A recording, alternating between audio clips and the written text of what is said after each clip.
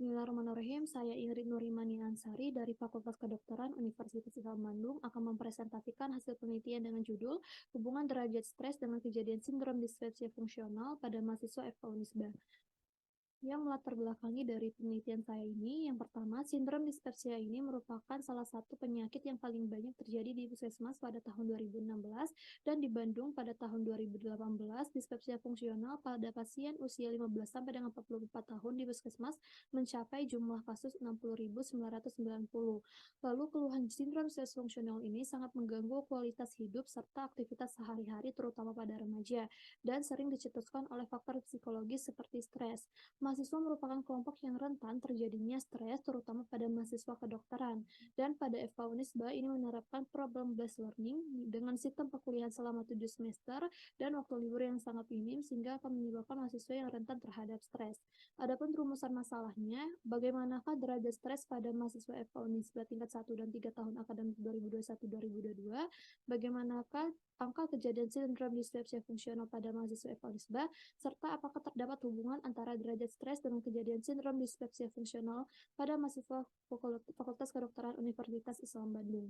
Dengan tujuan untuk mengetahui derajat stres pada mahasiswa FK Unisba, menghitung angka kejadian sindrom dispepsia fungsional pada mahasiswa FK Unisba, serta menganalisis hubungan antara derajat stres dengan kejadian sindrom dispepsia fungsional pada mahasiswa FK Unisba tingkat 1 dan 3.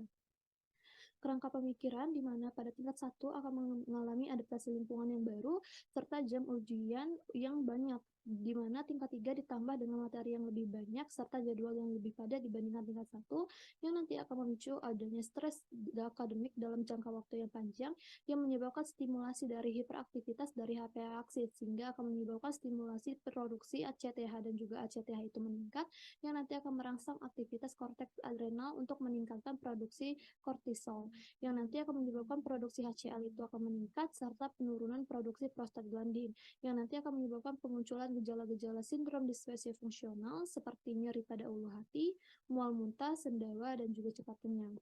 Metode penelitian didahului dengan pembuatan kuesioner untuk stres menggunakan Medical Student Stress Questionnaire atau MSSQ dan untuk yang dispepsia fungsional menggunakan kriteria Roma 4. Pemilihan subjek penelitian dengan cara simple random sampling dan pengolahan data diolah secara univariat dan juga bivariat yang nanti akan diuji hubungan menggunakan chi-square.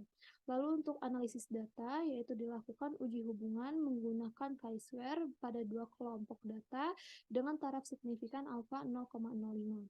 Untuk hasil penelitian, pada karakteristik responden, seluruh responden itu berusia lebih dari 18 tahun, lebih banyak perempuan dibandingkan laki-laki, dan lebih banyak yang tinggal bersama orang tua dibandingkan tanpa orang tua, dengan distribusi derajat stres yang paling banyak, yaitu adalah stres ringan dibandingkan dengan stres sedang dan tidak ada yang mengalami stres berat.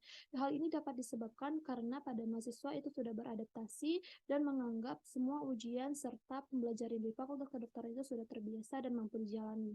Lalu untuk distribusi responden berdasarkan sindrom dispepsia, lebih banyak yang mengalami dispepsia fungsional dibandingkan yang tidak mengalami dispepsia fungsional, yaitu sebanyak 52%. Lalu untuk hubungan derajat stres dengan kejadian sindrom dispepsia fungsional dilakukan uji menggunakan chi-square, didapatkan p-value itu 0,045 yang menandakan bahwa dia ini kurang dari 0,05, yang artinya terdapat hubungan antara derajat stres dengan kejadian sindrom dispepsia fungsional pada mahasiswa FK Unisba tingkat 1 dan 3. Hal ini bisa terjadi karena beberapa faktor, yaitu karena faktor ekonomi, geografi, juga karena faktor adaptasi, di mana semakin tinggi derajat stres, maka akan semakin tinggi juga untuk kemungkinan terjadinya sindrom dispepsia fungsional pada mahasiswa FK Unisba yang terkait dengan faktor fisiologis tubuh terhadap untuk peningkatan asam lambung yang meningkatkan asam lambung serta akan menurunkan faktor defensif atau pelindungnya yaitu prostaglandin.